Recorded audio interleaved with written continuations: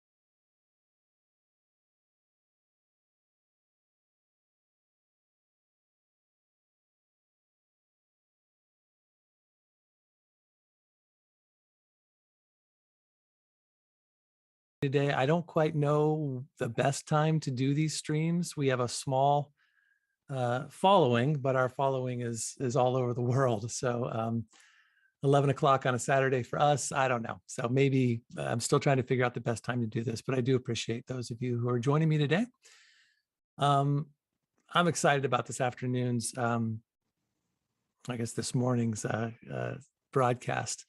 I'm seeing some people, by the way, I'm trying to look at my laptop, which is lagging behind with the conversations or the chats, but it's good to see folks. My guests today are, first of all, popular YouTuber Minx from Crinks TV and on YouTube, and the Crink Show on Twitch, and Phantasmagoria 2 editor Wes Plate. Wes was responsible for all the editing of the video sequences in the game, and he has some unique insights into what went into the making of it during post-production. And I am giddy to talk to Wes. I love the art of editing. I've always found it fascinating. I remember when I was younger, I thought that might be something I wanted to do. The idea of taking images and putting them together in a way that tells a story, even though those images are disconnected until you connect them, it's fascinating. And an editor's job in general is to be invisible and to just make sure that the scene flows. And I think that Wes did an amazing job, and we're going to dive deep into a number of the scenes today that he did. Let's see what else. Oh, also, Wes has been sitting on about 25 minutes of uncompressed, uncropped video that he sent me that are incredibly clear compared to what's on the game. And we'll get a chance to look at those clips as well. Actually, I'm going to just give you a little teaser right now. I'm going to share with you a couple little clips that Daniel Albu, the genius that he is, put together and shared on Twitter the other day. And this is a side-by-side of the uncompressed videos with the old one. So you can see on the right here is the new stuff. Look how clear that is. And on the left is what we normally see in the game. Isn't that amazing? It's like looking at a remastered version. This is what a remastered version might look like. Super cool. And then here's another one, side by side of Jonas Craig, noticing slimy Curtis. Look at that. Look at that. Isn't that something? Look at that face. So that one's really cool. The other thing I want to share with you, I'm going to share one more little clip that is just the uncompressed clip. It's about 35 seconds. Let's just watch it from beginning to end. And then I want to show you something that I think is kind of cool.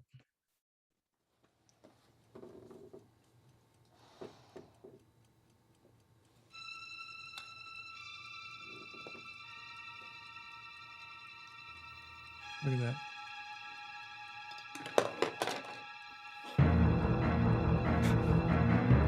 Right there. I mean, isn't that incredibly clear? It's not high definition video, but dang, it looks really good. And this is great editing, by the way. He cuts here, and then as soon as Curtis turns, he cuts right back to the mirror. So that's just a little example. I do want to show you one little moment here that I thought was really cool. Right there is a poster of Seattle Shakespeare Festival. And I don't think we could have seen that from the quality of the video footage from the game, but Seattle Shakespeare Festival is Paul Mitre's, he founded that. Paul Mitre, who played Trevor, founded the Seattle Shakespeare Festival. So I don't know if they knew that going in or if it was just a coincidence. I actually worked at the Seattle Shakespeare Festival about 5 or 6 years later, in 2002 or so. So isn't that something that's there? So there you go. Pretty cool stuff. All right, let's kind of talk real quickly about what's going to happen today. Before we bring Wes out, I'll be talking to the very popular YouTuber Minx, who specializes in playing horror games with her wife Chrism. And it just so happens that they recently played Phantasmagoria 2 for the very first time. And we'll chat about her and their experience playing the game. But I got a bunch of stuff to share first. I have a bunch of cool stuff to share with you. So this might be a longer show than usual. So strap in. I'm going to break it down. So for the next 15 or so minutes, I'm going to talk to you guys. Then I'll bring out Minx and we'll talk for about 20 to 30 minutes. I'm going to share a funny story that happened on Discord, and then I'm going to show you an exciting Phantaz 2 related discovery that I have come across. And then we're going to take a quick 2-minute break because I'll need to stretch and get some water, more water. And then I'll bring Wes out and he and I will chat for about an hour or so. Okay, so here are some of my announcements. The first announcement that I'm excited about is I was just offered the leading role in a play here at Act Theater here in Seattle, and it's not official yet, so I can't tell you what the play is. I can't tell you what the part is, but we'll know in the next week or so.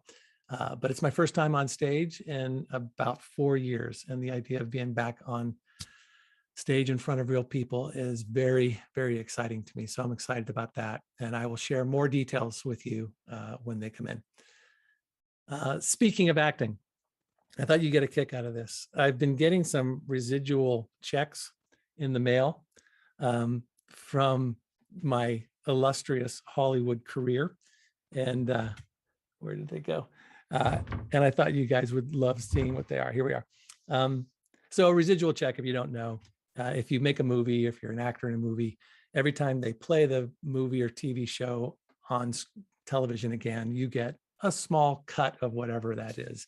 If you're a major actor, you get a lot more. For people like me who only had one line, you don't get very much. At first, it's nice because it's your full pay, but then it just trickles down over the years. And since I haven't been in any movies in 20 years, they are not as big as they used to be. So here's my my first one.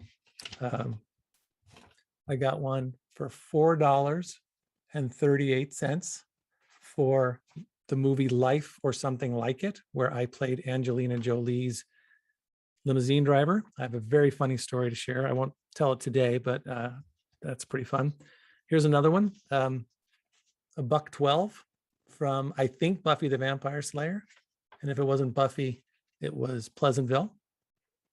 There you go. And this is my favorite. I was in an episode of the original Melrose Place, and it was a really goofy part. And here is the check I just got for that for 53 cents. Now, here's the best part. That's 53 cents gross. They actually took taxes out. So what I got was a check for 34 cents for my role in Melrose Place. So yeah, I'm just rolling in it here. I have friends who have very good Hollywood careers, and basically going to the mailbox every day is like Christmas because they don't know what they're going to get. They get checks for thousands of dollars. They get checks for $10. I get checks for $1.50 and 34 cents. I've been meaning to talk about these experiences during this stream, but it just hasn't worked out. So I think what I'm going to do is I'm going to do a separate stream just telling you my Hollywood stories. I just think it'll be fun to watch those clips and laugh at my many one-liners. And I've got some great stories. Actually, Angelina Jolie told me I could call her Angie. So I can tell you about that. So that'll happen someday. All right, let's see. What else? Okay. A couple of weeks ago, I posted a video on YouTube called The Future of Conversations with Curtis, where I talk about the future of conversations with Curtis. Not only the immediate future of the 25th anniversary celebration, but all kinds of other projects that we are looking at.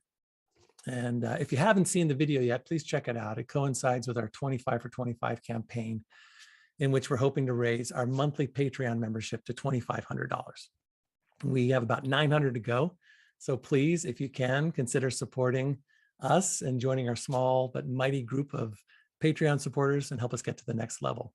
A cool thing about Patreon, if you didn't know, is that you don't have to stay on it. You can just go on for a month or two and then opt out. So you don't have to commit, in perpetuity. So please join us if you can. If you can't join us on Patreon for whatever reason, but you still want to contribute a little something, we've just set up a Venmo, PayPal, and Zelle accounts where you can easily make a one-time donation. And we'll put those links in the comments in just a minute. And finally, if you can't support financially, and believe me, I know what it's like not to be able to support anything financially, then I just like to ask you to help me spread the word. The more and more people tell me that this is a project that more people should know about. And the only way I can get other people to know about it is through word of mouth. So if you can, please get the word out, put this on, let your friends know, post it on whatever forums that are out there, and just help me get more viewers. I'd appreciate that. Okay. I was on Reddit the other day, a site that I must admit scares me a little bit. And I went to see, I punched in Phantasmagoria 2 to see what came up. And there's been some discussion, mostly positive, but one dude was very flummoxed by something. Dare I say, he was puzzled by something. And here's what he wrote. Let me show you this real fast. He wrote, "Does this need to be 5+ episodes long? I thought it was going to be 1 or 2, and that's it." Which I suppose is a fair question. But then right underneath it, it was pretty much the perfect reply. Bad Che wrote, "You thought wrong." So yeah, thank you, Bad Che, much appreciated. And Al Ruff, it's true, you thought wrong. We have more in store. But anyways, that is not why I wanted to talk about Reddit. I bring it up because while I'm reluctant to actively engage on Reddit, there's one subreddit forum that I am absolutely obsessed with, and I want to share it with you. You may even know about it. There's 8 million followers. It's called Interesting as Fuck. And it is nothing but pictures or videos of things that are interesting as fuck from all over the world. Every single day I look at this, there's something that blows my mind. And I'm going to show you just a few pictures that I just randomly grabbed yesterday. This is not curated. These are like the first 6 pictures I saw. Okay, here's a picture of the ancient city of Ortahyser, Turkey. Look at that. Don't you just want to travel there? Oh my God, I miss travel so much. It would be so cool. Well, that's a gorgeous picture. I remember Mark Twain said something about travel being a cure for prejudice. I'll try to find that quote. Here's another one. This is an abstract tarp thrown over the building while it was under construction. Isn't that mind-blowing? Look at that. That is a tarp over a construction site, and people are walking by it. So cool. Heavy ivy growth being removed from a building. Look at that. Look how clean it is underneath. Mind-blowing. Oh, here's The Weight of Thought by Thomas Leroy. That's exactly how I felt last night trying to put this show together. Oh, by the way, I have the Mark Twain quote. It's great. Travel is fatal to prejudice, bigotry, and narrow-mindedness, and many of our people need it sorely on those accounts. Broad, wholesome, charitable views of men and things cannot be acquired by vegetating in one little corner of the earth all one's lifetime. So like this right now, which is what I've been doing. We need to get out. We need to travel. And then this is a cool one. The difference 11 days can make for this maple tree. That's 11 days later. And this has been happening in Seattle lately too. It's so amazing to see all the trees change color. And then this is one that's really fun. That's on the set of I Am Legend. Green screen like this. Awesome. So anyways, check it out. If you want to procrastinate and not do your work, please check out Interesting as Fuck on Reddit. Now, you guys know that I think letters are interesting as fuck, and I run a small company called Letters Aloud. And I've shared a couple letters with you guys in the past, and some people have asked if I would do it again. And so I'm going to share one letter with you that I think is amazing, and I think you guys are going to find it really cool. This letter was written by a gentleman named Mark Forstater, who was a producer of the movie Monty Python and the Holy Grail. So after a previous screening of the film, it was pointed out that the British Board of Film Censors might give it what was then called a AA rating, which was like a PG-13 or an R here in the US, unless some cuts were made. So here's the letter that Mark Forstater, the producer of Monty Python and the Holy Grail, wrote back. And the only way I can do this any justice is to try to read it in a British accent. So for all of my UK fans, apologies in advance. All right, so here is the letter. August 5th, 1974. Dear Mike, the censor's representative, Tony Kerpel, came along to Friday's screening at Twickenham, and he gave us his opinion of the film's probable certificate. He thinks the film will be AA, but it would be possible, given some dialogue cuts, to make the film an A rating, which would increase the audience. AA is 14 and over, and A is 5 through 14. For an A, we would love to have, for an A, we would have to lose as many shits as possible, take Jesus Christ out if possible, lose I fart in your general direction, lose the oral sex, lose oh fuck off, lose we make castanets out of your testicles. I would like to get back to the censor and agree to lose the shits, take the odd Jesus Christ out, and lose oh fuck off, but to retain fart in your general direction, castanets of your testicles, and oral sex, and ask him for an A rating on that basis. Please let me know as soon as possible your attitude to this. Yours sincerely, Mark Forstater. The film eventually received an A rating. So an amazing letter, isn't that incredible? It's funny, for years I've been thinking that it might be fun to do as the bi-weekly or monthly live stream where I just take a letter like this and read it, or have an actor friend of mine read it, and then we just talk about it for 10, 15 minutes and just have like a regular series of that. So if that's something that would be of interesting to people, let me know in the comments. I'd love to know. I've been sitting on that for a while and just haven't moved forward with it. But okay, enough of all this. It's time to get to our first guest, who just so happens to be from the UK. So you get to hear what a real British accent sounds like. Minx, or Manga Minx, as she is sometimes called, is an extremely popular Let's Player known for playing games in the survival horror genre. Her quick wit commentaries and real life reactions to the games she plays have garnered quite a large YouTube fan base with hundreds of thousands of subscribers, making her one of the most popular female Let's Players, possibly the most popular out there. Before I bring her on, she sent me a clip of one of her most recent games, and it's really cool. It's called Blood Wash, and so I want to share that with you right now. Hold on just a second. Let me see if I can find it. Moving things around. There we go. Let's see. Here we go. So let me find it.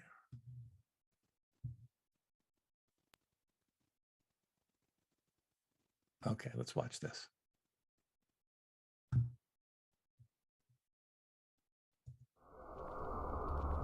Guys, I'm really scared right now.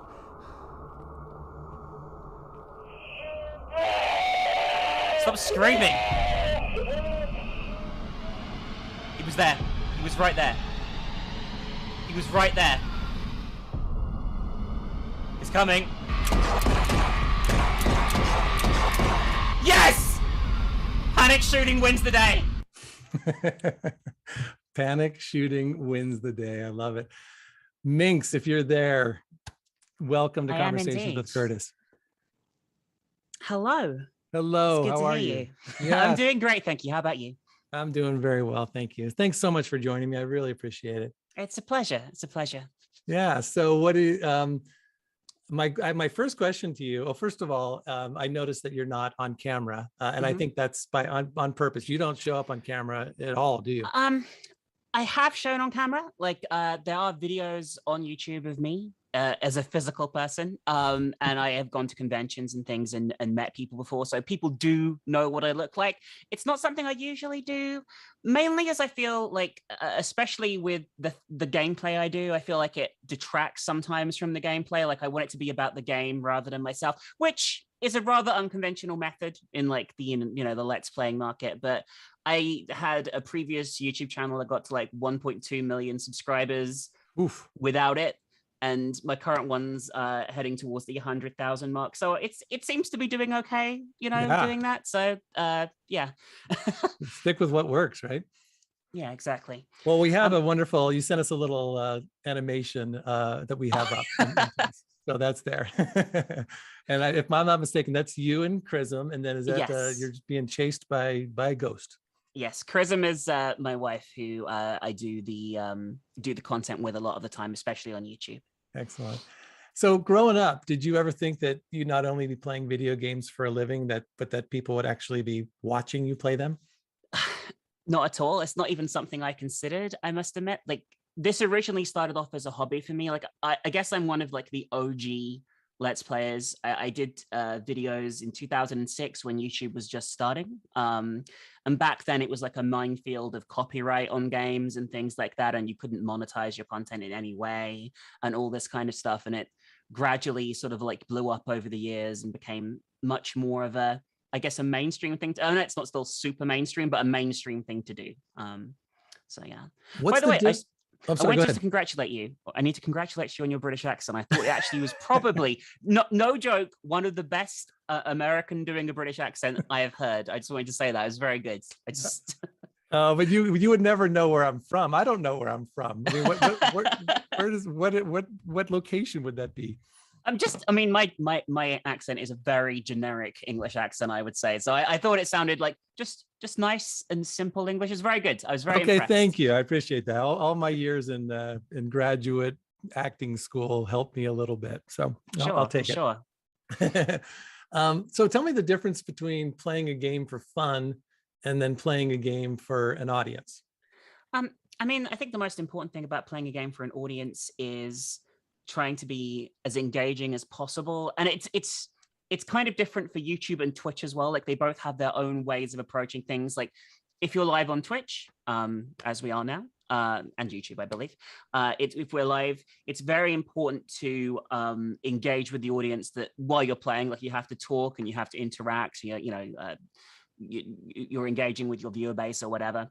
And when you are playing on YouTube, it's more about trying to be, I guess, spontaneously entertaining, and you don't really have anyone to bounce off unless you're doing a video with somebody else. So it's very important to just keep talking. I know this sounds like a basic thing, but I guess what I mean is that, do you feel like sometimes the joy of the game might get lost because you're focused on making sure you are, that you're making sure that your viewers are enjoying it? It definitely can happen. I definitely draw a big line between playing games for myself and playing games for an audience.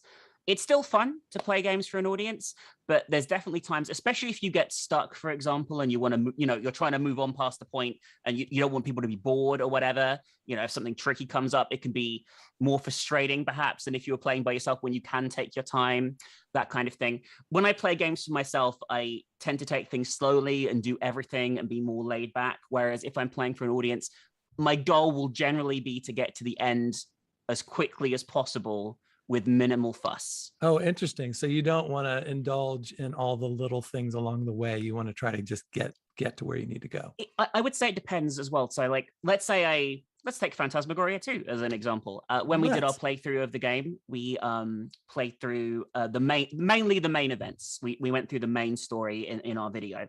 But let's say I was to maybe stream it again or something like that. As my audience has already seen it once, I would probably, on the second run, look for more additional scenes and details and extra things that I may have missed on the first run, because then it's nice to see the Easter eggs once they have a general idea about what the game's about. Oh, that makes sense. Yeah, that's great. So what is it that drew you or still draws you to horror games? And what is it about that genre that you love so much? I mean, I love horror in general. I love movies. I love horror movies. I love horror games. I like to be scared. I like the adrenaline pumping feeling you get when something scares you. I like to be shocked. I like to be like, oh my God, what's that? I like moments like that where you can't really believe something's happened and there's a truly shocking moment. Like, a moment that you're not expecting, such as getting your belly button pierced, for example, and things like that. When scenes suddenly come up and arise in a game like that, I just love it. And horror is, in my opinion, the best genre for that. It's good at delivering these like good 1-2 punches of excitement and adrenaline and shock, and it's great. I just love it. It's wonderful. Yeah, I get it. I mean, I get the thing for me. It's like, I guess there's two camps, because all of that I agree with, but rather than loving it, it just freaks me out. I get, if especially, I remember the last time I watched, I don't know what it was. I watched some movie. It was like paranormal, the one with the couple at home. A Paranormal Activity. Yeah. Yeah.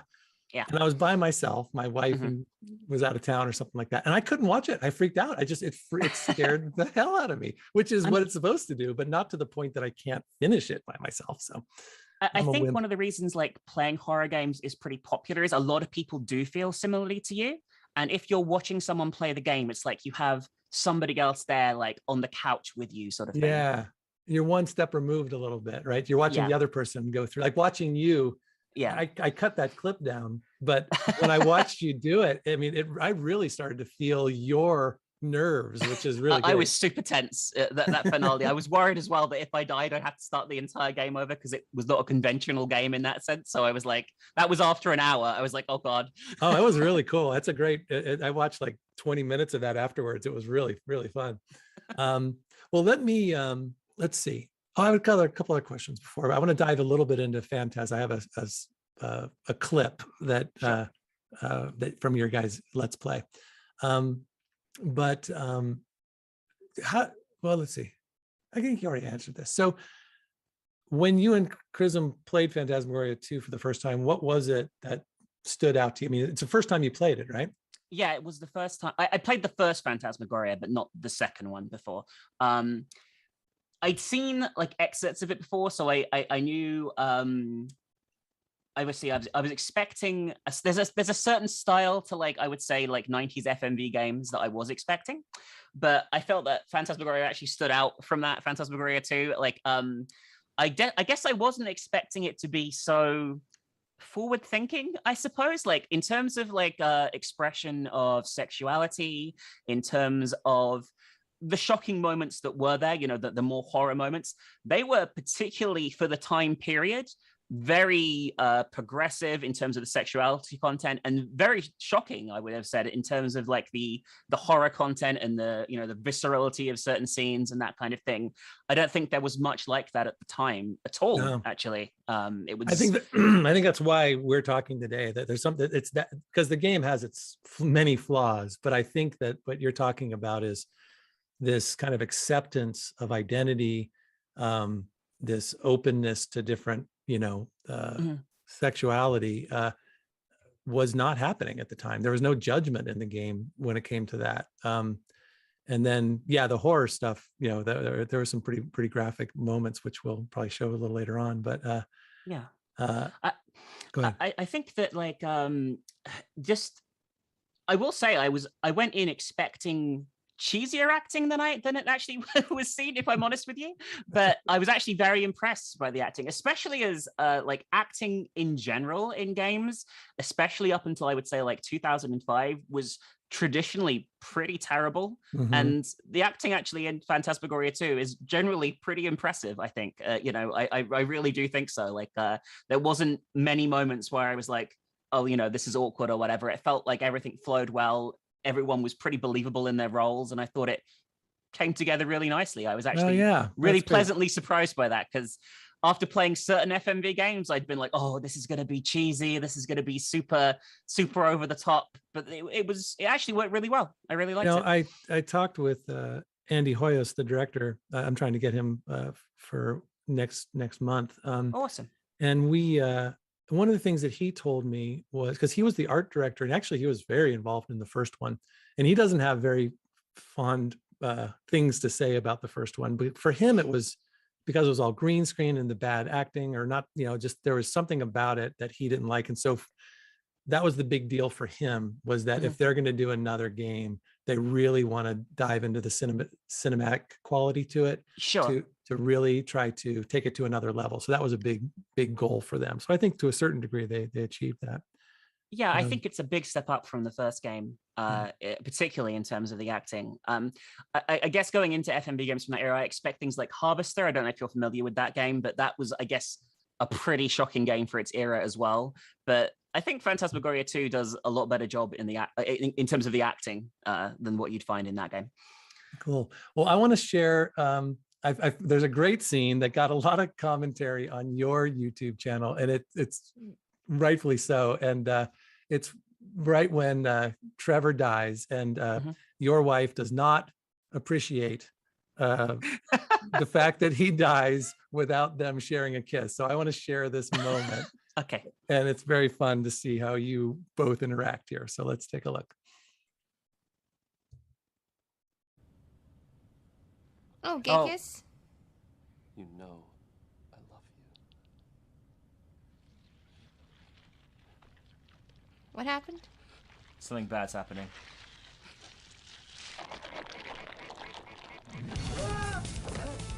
Aw. They don't even get a gay kiss. Are you serious?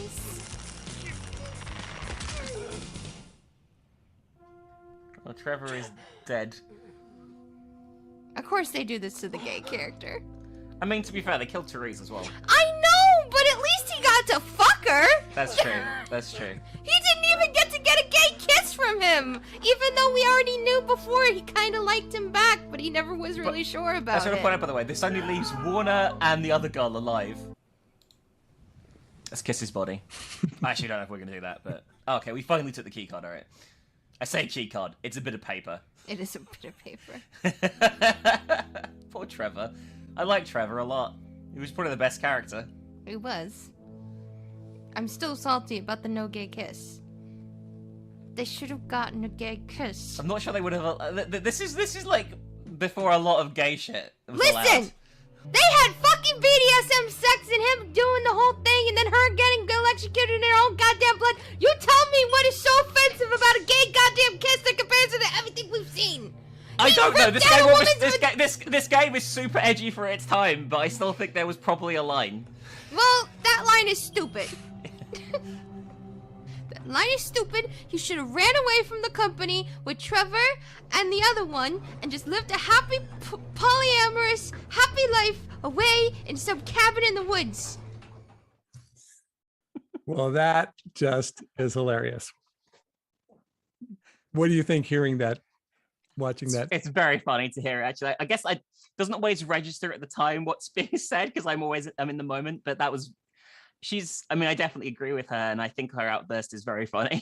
So... Oh, it is so funny. And the funny thing, and the funnier thing is that we had a, for Pride Month, we had the actor Trevor come on. Sure. And we talked a lot about this, and there were many comments about how people wished Trevor and Curtis would go away somewhere. And it was a big deal. That moment is very important to people. And so, in fact, I want to show you, just if I can, just a quick, someone created like a little comic strip of that particular fantasy of, I'm not sure if you can see it or not, but it's... yeah, I can, yes. Yeah. So it's the cabin in the woods. So please tell Chrism that in some alternate universe, Trevor and Jocelyn and Curtis are living their polyamorous life in the woods somewhere. That's actually really sweet.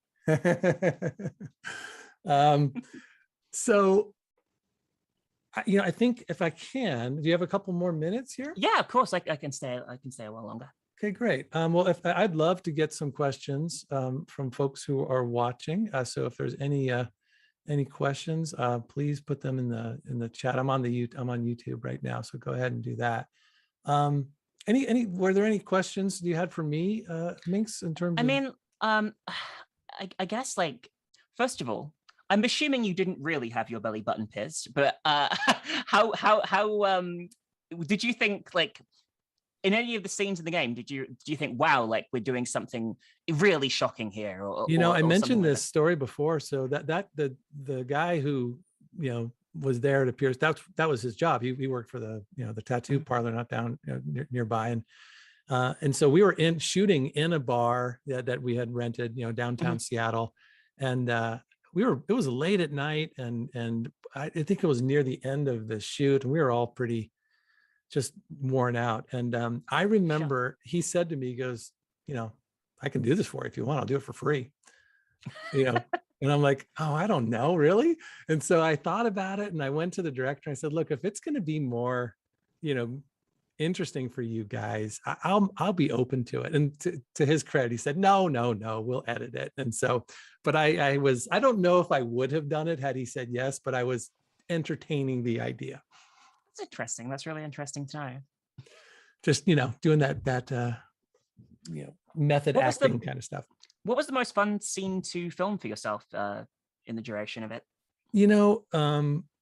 There's a scene that we'll show a little later when Wes comes on, where it's near the end, and Curtis is being sort of followed by all the people that have died, and they're coming after him. The way that they created that set and the way that they did the cinematography of that, there's certain scenes where I'm walking and the camera's kind of moving around me, and just the mood and the atmosphere and the sort of, it's a genuinely horrific scene. It really is. And I remember I liked it a lot. It was a good impact. It felt like we were doing something really interesting that day, So yeah, I remember that. It's really good.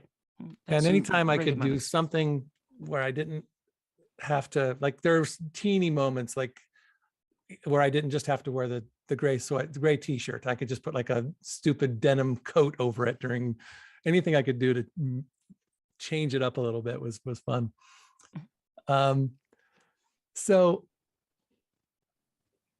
yeah, I'm getting Anya Wasserman was the person who made those things. Well, listen, I do want to thank you so much. We're gonna bring Wes out in a couple of minutes, but sure. Minx, it's a pleasure to meet you. I really, really appreciate it, and I hope everybody, if you haven't already, please check out her Discord, or not her Discord, but her Twitch and YouTube channels, and watch her game of their Let's Play of Phantasmagoria 2. That's available for everyone now, right? It's available for everyone. Yes. Yeah. Okay. Well, thank you so much, and I hope that we continue to stay Twitter maybe friends. Maybe I can get you on to my stream at some point soon if you'd like to have a chat a bit more about Phantasmagoria and acting in it and that kind of thing. It'd be my pleasure. I really appreciate it. I'll hit you up. Okay. All right. You have a great rest of the stream. You too. I hope everyone enjoys. Another thing going on tonight, so good luck with whatever you're playing tonight. I will. See you later. Bye-bye. Right, bye-bye. Take care. Oh man, she is so cool. That was really fun. All right. So here's the deal. I'm gonna bring Wes out in a couple minutes, but before I do, I thought I would share something that happened on Discord the other night that I thought was hilarious. And then I'm going to share a very exciting discovery with you guys. It's not the script, so don't get your hopes up. And then we'll take a quick break, and then I'll bring Wes out. So let's see here. Yeah, so thanks to one of my patrons, we just gave our Discord channel a major overhaul, and it looks amazing. It's a great group of people with all kinds of fun engagements. So we'd love you to join us if you haven't already. We have a new Discord live happy hour live stream that we've been doing once a month, just a little bit before these streams. And it's just a casual way to engage with folks. And then we also play Daniel Albu's Phantasmagoria 2.1 and see what he's been adding to each month. But here's what made me laugh. In chapter 1, I shared my journal calendar, chapter 1 of the series. I shared my journal calendar date book from 1996, where I indicated that I had got the offer to play Curtis Craig. And in that, I very briefly showed an image, this image right here. And I talked about my doodle, which is my thumbs up. I am not a doodler. I don't know why I doodled that day, but that was the day I got cast as Curtis Craig, and I doodled a thumbs up, and then I went about my business. Well, the other night, after folks saw the new Discord design, they were talking about how great the remodel was, and they were offering suggestions. And one of our members, Dan Urkel, wrote, "Could this possibly include a new server emoji based on the funny thumbs up drawing from Paul's date book from episode 1?" So he he captured my stupid thumbs up doodle. And Artur wrote, I didn't know I need that emoji until now. And then Contra, who is our Discord master, he's awesome. He wrote, ask and ye shall receive. So now when we give each other thumbs up, we're using my crude doodle. So there you go. That's kind of cool. And then here is the other thing that I thought would be fun to share. This is my discovery. So in that same couple days later, Hannah on the Discord channel was talking about men's fashion during the 90s. And she said that it was superior in the 90s, especially for those working in tech. She goes further and says that men's fashion peaked in the 70s and the 90s was the last decade where it was good. And I jokingly posted the Gap gray t-shirt and I said, but it's lacking that sexy, baggy, boxy look I rock so well. And then she writes, the higher waistline was legitimately far more flattering to the male form than anything we've seen before. So I was going to go find a picture of me, one of these pictures with the high waistline wearing this. And I looked at this picture and I thought, oh my God, I think I still have that belt somewhere. And so I looked around in my belt bin and sure enough, look what I got. This is the belt that I wore during Phantasmagoria 2. So not quite the script, but look at this relic. And the funny thing is that looks like it's only one loop has ever been used. I haven't worn it in a while, so I'm not sure if COVID belly is there or not. So anyways, got the belt from Phantasmagoria 2. Okay, let's take a quick 2-minute break. I want to stretch my legs, and then I'm going to come back and bring Wes Plate out, and we will talk about the editing of Phantasmagoria 2. All right, see you in a couple minutes.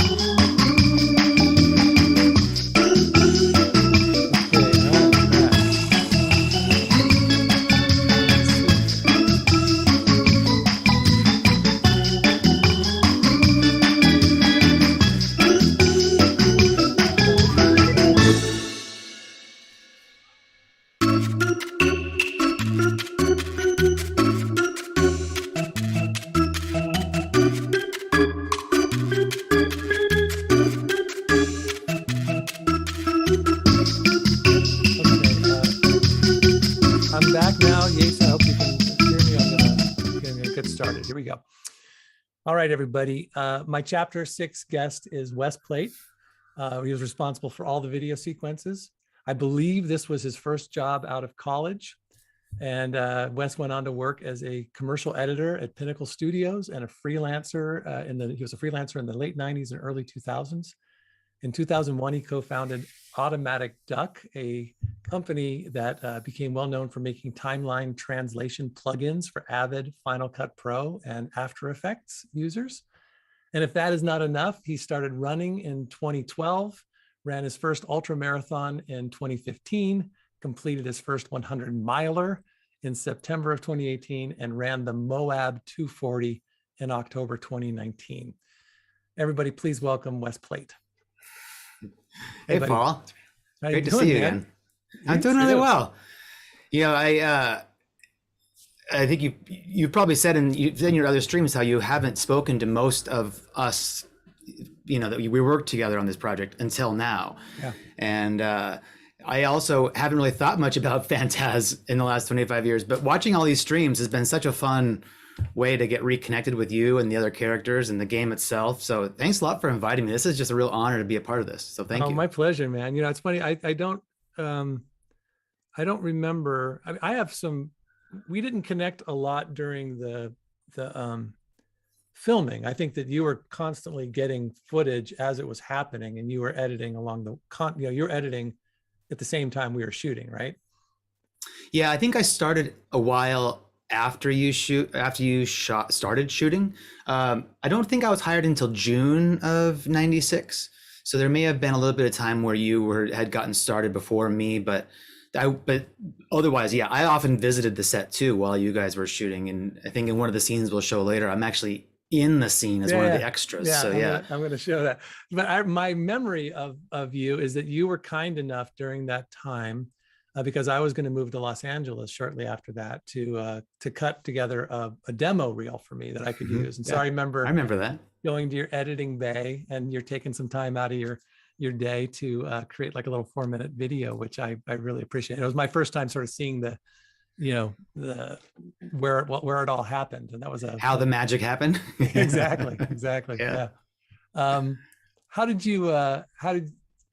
Before we get into Phantaz 2, I want to put you through the same gauntlet I've put everybody else through, and that is I just want to get to know a little bit about your background. So I'm giving everybody a 3-minute timer to tell their entire life story, and that way we can just get a little sense of who you are. So when you get a second, we're going to throw that 3 minutes up there, and you just tell me from the day you were born to right now.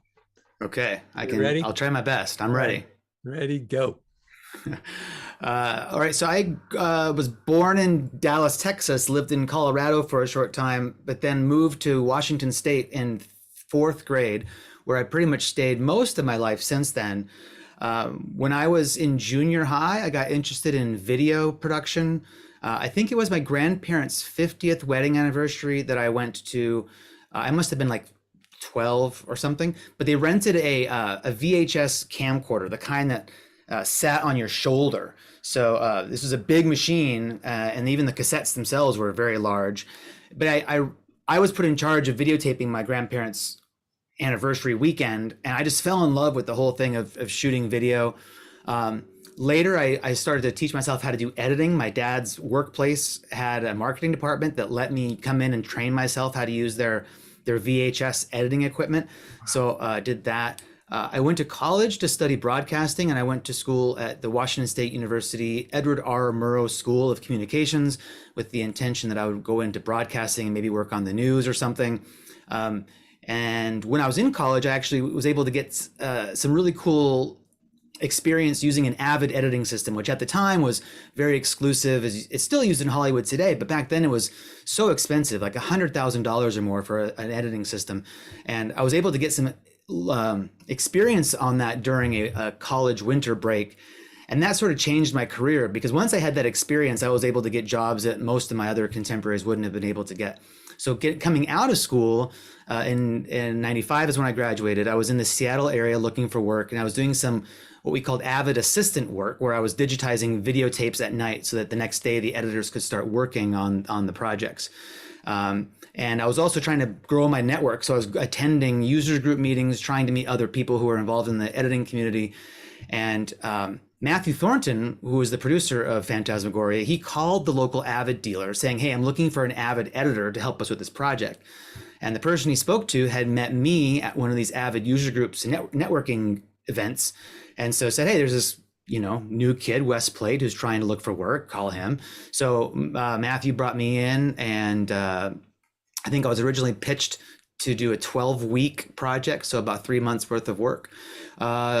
I did the job, and then after it was finished in spring of 1997, for me, I got a job at a post facility doing TV commercials as an editor. And of course, I was super young to have such a good job in such a big market like Seattle, but I just jumped into it.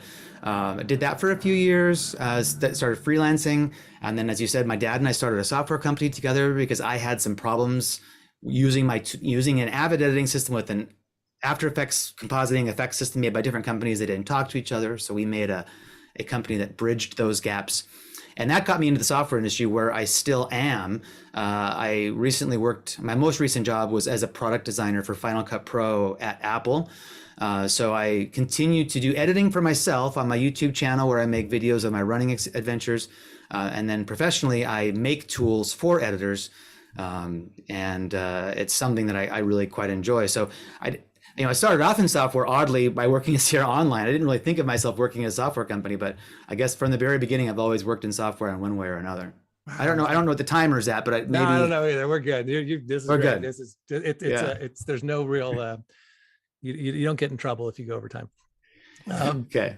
And so was the Phantaz gig your first professional job out of college, or? It was my first big job. I mean, I was working at the time doing just little projects. So I was trying to find work in the Avid editing community. So I was doing late night digitizing projects, but just, one or two here and there.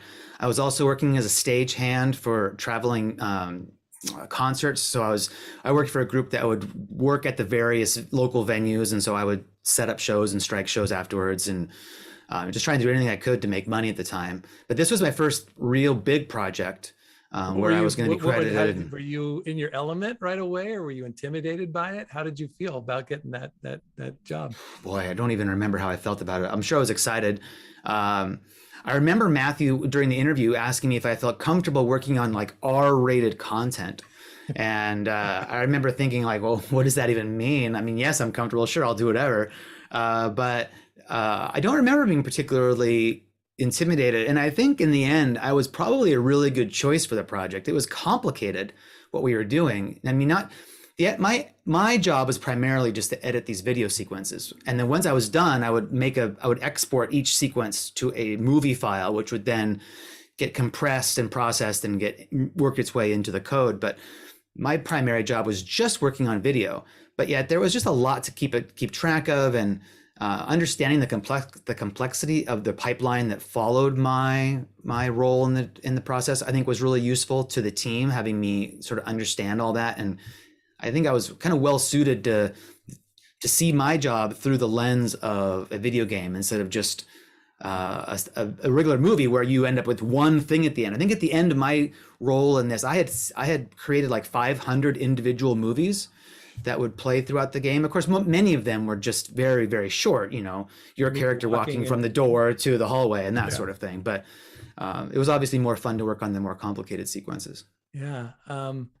What was the working environment like? Did it shift as the budget started to go away? Did you start to feel the tension of the whole thing? Boy, yeah, those are great questions. Yes, and so I did shift my working environment. I think I had a total of 3 different spots where I worked. I started off in a cubicle. So I remember, I can remember the area where we were in. There was probably 20 or more cubes, and then there was like the room was ringed with actual offices. So the important people and the bosses got offices, and I was put in with the engineers in the cubicle land. And of course, there was a problem at the very beginning because I'm playing sound through my speakers. And so eventually they're like, can you put some headphones on because you're disruptive? Right. I do remember at one point during that time when I was in the cubicle that I was working on the sex scene with Jocelyn. And, I think I turned my head and I could see little people peeking over the edge of the cubicle to see what I was doing. So not long after that, they moved me into a small office just off the main area. I think that's where you and I did your reel. That's what I remember. Yeah. It was tiny. Yeah. I don't remember if it was an office or if it was a closet, but I remember it was small. Then after that, they, for some reason, I don't know why they moved me out of that space, but they moved me into an actual closet. And I remember being unhappy about the fact that they moved me into this closet. And so Matthew Thornton, to make me feel better about it, I guess, gave me 2 fake plants and a framed picture to like decorate the closet. And it's funny, I still have that painting. That painting has adorned every office I've had in my career. I'm just keeping that. I think it actually started off as a piece of set making material, so it was a prop. Although I don't know if it was in the game or where it came from, but I did have those 3 different offices that they kind of moved me through. And I don't know if the reason why they moved me into the closet was budgetary. I don't know, but I do remember towards the end of the game when budget was an issue and they started to say, okay, we need to, wrap this up. And right. A lot of us were pretty upset. Yeah. What was, were you pretty much on your own, or was Andy involved in the editing? What was the process like to get final say on your cuts? Yeah, so I would retrieve the tapes. Either I would walk over to the set and then, because I don't know if you remember, but the building, I think it was Butler something services. Anyway, that's the place where you guys did all your performances was like a block away from the Sierra Online offices. Right. So I could walk back and forth pretty easy. So I would retrieve the tapes. And so everything was shot on videotape in standard definition. So, today we have HD and 4K, of course. And today, if you were shooting something like this, you would probably shoot it in 8K. But it was all shot in standard definition, which is very small compared to what we have today. I would digitize it into my editing system. And the way that we digitized it is interesting in that we actually threw away half of the resolution information upon digitizing. So the video was shot at NTSC standard definition, 720 pixels across and 486 pixels high. But the way that, because each NTSC video is what we call interlaced, which means that every 60th of a second, half of the frame is captured. You get every scan line, the odd number scan lines, and then a 60th of a second later, the even number scan lines. Anyway, that interlacing causes a problem for computers and for playback on computers because computers are progressive scan. Somebody might find this interesting. Oh, so no, I believe me. There's going to be a ton of people that find they totally, yeah. You got it. So in order to help avoid that problem of interlacing video in this computer game, we threw away half of the vertical information and captured only the odd number scan lines. And so that meant that the vertical resolution was only 243 pixels high. And so anyway, so when it's played back, it's doubled. So it still fills the frame, but it's just not quite as high res. So I would digitize all that into my editing system. And then I would have notes from set, and I had the script. And I know there's been discussion on here about the size of the script. I don't even remember seeing this. I don't even remember what the script looked like, but I would have the script and then the script notes from set where they would have indicated, take 3 was the one they liked if there had been many takes. So I would go through and, choose the best takes and start to build things. And generally I would kind of be left to my own until something was ready to be seen. And then at that point, Andy would come in the room and I would play them for him and we might have a discussion about what things needed to change or whatever. But I generally had at least, the first cut, all to myself to figure things out. And often I had to figure them out. I really didn't know what the intention was sometimes. So I would just... Was there a moment that you remember that was a particular puzzle that you solved? Or was there a moment that you just that was your favorite editing moment that you figured something out that one of those aha moments? I think there's probably a couple. It's funny. I watched one of the playthroughs on YouTube recently because I don't think I'd ever actually played the game, so I kind of wanted to see what the game was like. Right. And there was a scene where Therese became a monster in a cubicle, and the way that she left her seat and attacked Curtis. I think in the YouTube thing I watched, it wasn't there. There must have been a problem. But in the actual game, I do remember that I wanted to have some kind of effect when she left her seat. But I didn't want to, I couldn't figure out a plugin that gave me the look that I wanted. And so I ended up devising a method where I a stacked video of Therese on top of herself over and over and over again in my workspace on my computer, and then offset each one by a few frames. So I made one version of Therese a little bit earlier, and then another version of Therese a little bit later, and then I adjusted the opacity of them all so that in the end you sort of saw like this blurry version of Therese sort of spread out over time. And I remember doing that thinking, oh wow, this is really cool. And I didn't use any extra plugins or any extra software to make this happen. I thought that I'd really achieved something kind of neat. I was proud of that. Cool. Oh, that's. But then there was another scene I remember with Dr. Harburg where your character was, I think your character was talking about when he as a little boy discovered his mom had killed herself and was hanging. And I remembered, so that scene was made up of footage of your character and Dr. Harburg in the therapy room, but then also this flashback footage that had been shot on location at some house somewhere. And well, I couldn't figure it out. I had the script, but the script didn't necessarily say, you know, start off showing this shot, then cut to this shot. The script is mostly just what the actors are saying.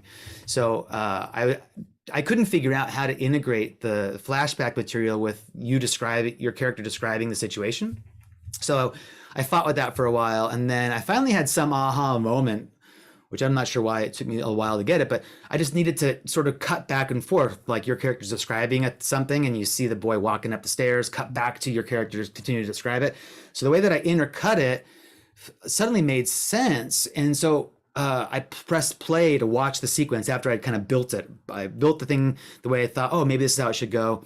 Went back to the beginning, pressed play, and it actually made me cry. Like I was really moved by the series of shots, and I knew that it was working because if I, as the person who's seen all the back, you know, I see all this stuff behind the scenes. I know more than anybody how completely fake everything is. So right. To be able to fool myself into being emotional, it was I knew that I had really touched it. Oh, that's awesome. Touched on something. Well, I actually have that queued up for a little bit later, so we'll watch. Oh yeah, that cool, great, right on. So what I remember, and I'm curious if you have well, let me just share with you what I remember at one point, and I think, you know, everything went longer than we thought. I thought it was a 3-month shoot. It was closer to 6. There was, you know, there wasn't a lot of tension on the set, but there was exhaustion and there was a sense of, you know, just maybe morale going down. So I think we were maybe 2-3 months into it, and we realized that we had not shot, you know, maybe just barely half. And so at one point it was either Andy or Matthew, and this is where I'd love to hear your thought, but they brought us all in to the Sierra Online studio, office, rather than where we were shooting. And they sat us down and they showed us the trailer that you cut together, which if I'm not mistaken, that trailer was never meant as a trailer for the public. It was simply meant as an in-house trailer to sort of show what we've been doing and what we've been done so far. And I'll just finish my story because I'm really curious what you remember about this. But I remember it was such a breath of fresh air to see this 1:34 seconds of just packed, you know, some of Gary's music, and then the way you cut it together, and just seeing all that we had done made us all think, oh, damn, we're doing something. We're really doing something here. And we had lost all track of what we were making. And that really sort of boosted the morale and got us kind of back into doing it again. Do you remember anything about that? Boy, unfortunately, I don't think I do. I remember working on that particular sequence, and I remember having fun making it. And it was one of those things where I think I was given, you know, freedom to just go make something. I also remember, I do have a memory of working with Gary on the score for that, because I had some idea for at least how structurally the music might go. I think we had a conversation at one point because I was building the sequence, and the sequence itself has some sort of rise and fall of intensity throughout it. And so I had, at least in my mind, that I was going to build the sequence that way, and I was building the sequence that way. So I had said to Gary, you know, if you could write some music that, you know, that builds in intensity and then at some point goes into a bit more of a quiet moment and then goes back to intense again. And I remember when he made that music that sort of fit the description that I had described, that blew my mind. So I'm like, oh my gosh, I kind of helped create this music just by describing what I think it should be. That's awesome. And I do also vaguely remember showing it to you guys too. So it makes me very happy to hear that it was a morale booster. Oh, it's let's huge. watch Yeah. it. And I know that people have seen this before, but I think it's great. And as we get into the nicer quality stuff, let's just take a look at this, the trailer. I found this on YouTube here. So let's dive right in. I love how you use the letters as windows. That was a technological achievement for me at the time. I'm impressed with myself being able to figure that out. It's really cool. And some of those high angle shots.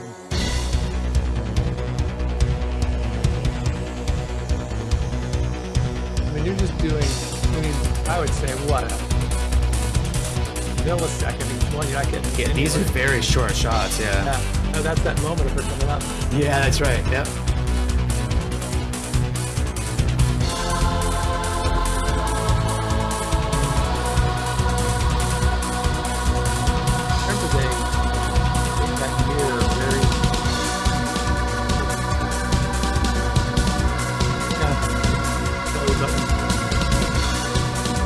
As you know something's happened, but you have no idea. I mean, you know, it's just feels so epic just watching it.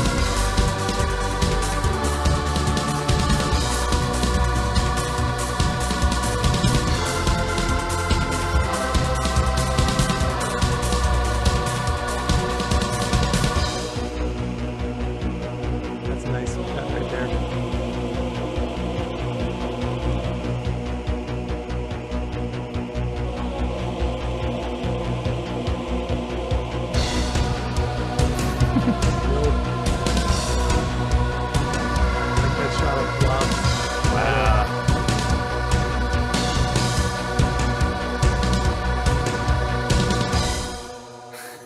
That gets you going. That definitely gets you going. That's fun. Yeah. That is.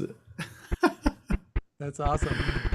So what I want to do now, if you're okay with this, I put together what I think are just remarkable sequences of scenes and edits that you did, and I want to just, and I kind of geeked out the other night, so I want to watch. And plus, by the way, you sending us this uncompressed footage has really given people this idea of what something like this would look like if it was ever remastered. I mean, it's just crazy to see how clear some of this footage is. Yeah. Or if the game was made today, how much better it could possibly have looked, right? Yeah, absolutely. How did you, how was it that you held on to that? Well, similar to how I helped you make your reel at some point to help you get future work, I needed to keep some of this stuff for myself so I could get future work. Gotcha. So I had saved some movie files of some of the sequences that I thought were, at the time, I thought were more interesting. Although I didn't save everything that was interesting, so I'm not entirely sure what my criteria was for saving these files, but I had saved some at some point. And then those particular movie files stopped working on my computer several years ago.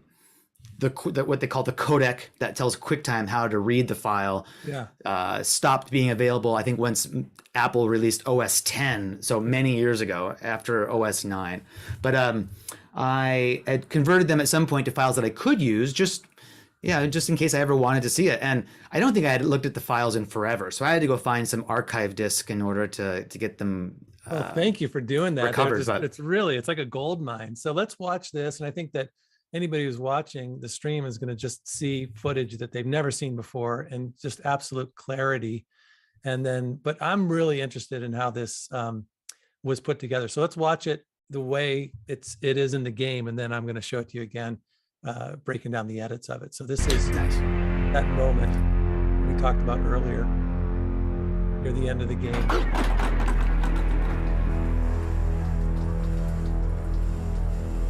And cinematography is just fantastic in this. Yeah, they did such a great job in the production. It was beautiful. The lighting is stunning. You can see the lighting just sort of, streaming down through here. That little moment, those shafts of light. Yeah.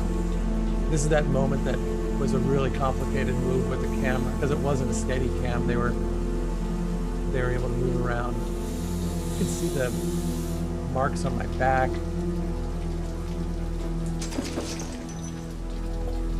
I was wondering when you plan to drag your lazy ass in here. Trev? Curtis. That was Patrice's first day on the Decided set. to take you Oh, what really? You guys did that early on, huh? The dead zombie.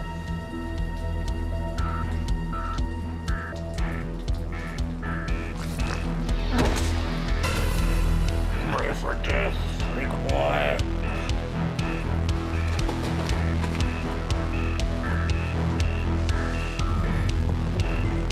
Spark there. I think I remember they had to put like a matchstick, one of those blue matches underneath it. Oh, yeah, okay. Yeah, because that wasn't something we added in post. It would have had to been something that was actually shot on camera that way.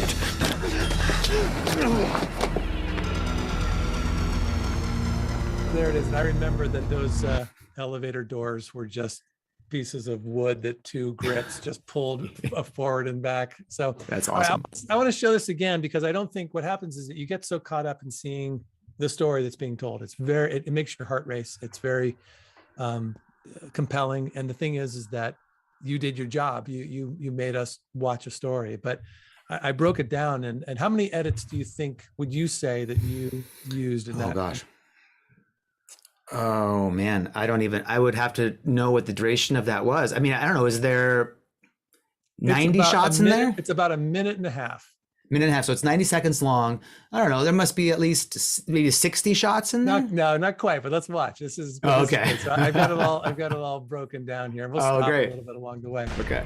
So this is our first one, which is nice. You get to stay with him for a second. Yeah.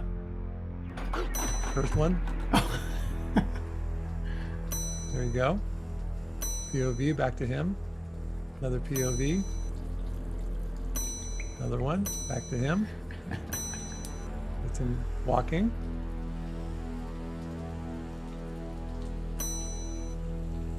We have that shot again.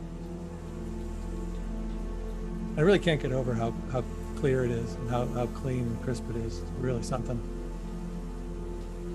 You let that go for a while, which is great. Cut on the move. You get to see Trevor. That's 9 cuts. There's 10 back to him. I was wondering when you plan to drag your lazy ass in here. Trev? Curtis. I've decided See the to take water you up dripping? on that kiss. 13 back to him.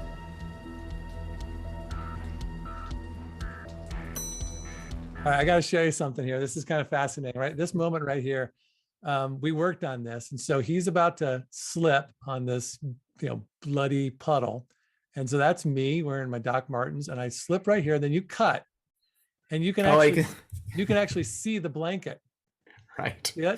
In the actual game, that wasn't visible because they cropped it into widescreen. But in the original here, yeah, you can see that. That's amazing. You can see the blanket, so I wouldn't hurt my back. So then I had to just jump up and land straight back down there. You see the puff, and then Bob comes up. So I thought that was really cool. Pray for death. Be quiet.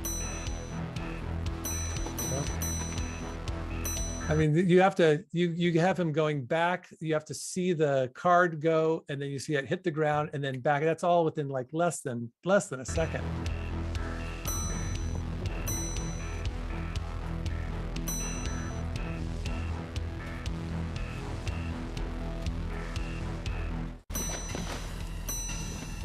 Oh, and this is something you can see right there. You can see, so you see Bob. There he is. It's a great edit because you have him looking up, and then we immediately have the thing. But now we can stop it. You can see the dummy head right there with the wig. That's right. Yeah. But and then you get a nice little.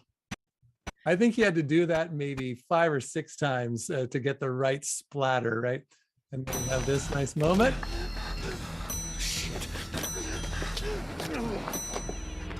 That's it. So 33 cuts. All right. Not bad. Pretty good. Any thoughts looking at that again?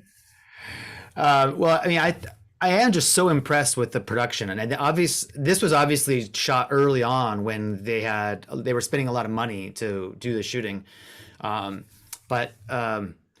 I think this is just a good example of how my job was was primarily just to focus on the moving the story along. And there wasn't much that in this particular scene I would have had to consider for gameplay, because it's just, you know, your character's coming into this space to see his dead colleagues who are now monsters. Obviously, it's important that the key card fell out and that we noticed that, because in the game you need to get that key card later. But that was probably one of the few examples where something in the movie had to happen in some way that the user would pay attention to. Otherwise, it was just storytelling. And yeah, I'm just really impressed with how well it all turned out, considering, you know, we were all new to this thing at the time. So it was really good. Yeah, well, let me show you. I did the same thing, and we'll just watch the cuts this time. But this is Bob's murder, and what I love about this scene, it's disturbing to watch for sure. But and I remember Andy had said something like this, and I know he'll want to talk about this too. But I think what I remember him saying is that they really were having trouble trying to figure out how to do that. And so once you, or the two of you, decided that, again, it's kind of as Curtis walks through, it's seeing these images of the murder rather than watching the murder as a whole, that it's seeing something that's along the way.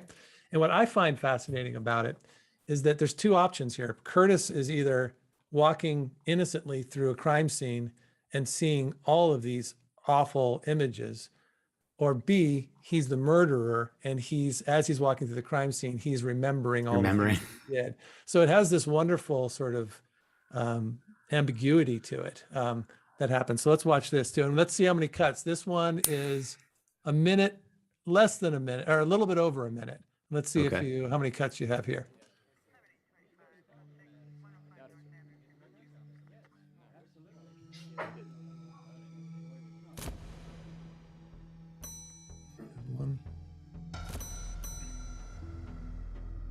These are all crew members. These are all like the cameramen and the lighting guys.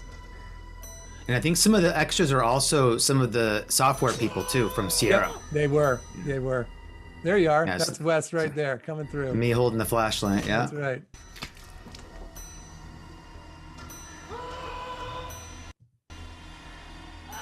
Let me get one more shot of you here. There you are. That's your big movie moment. That's right. And that's Kenny in the yellow jacket there, and Tim behind him. I remember them. Yeah. Did you keep in touch with some of these guys? No, I'm afraid I didn't, but I do remember working with them. They were nice guys. So again, these horrible images, but you just show them so quickly that we don't, you know, we fill in the blanks. They did a great job with those pans and those pans up. You didn't notice this is an active crime scene. Back off.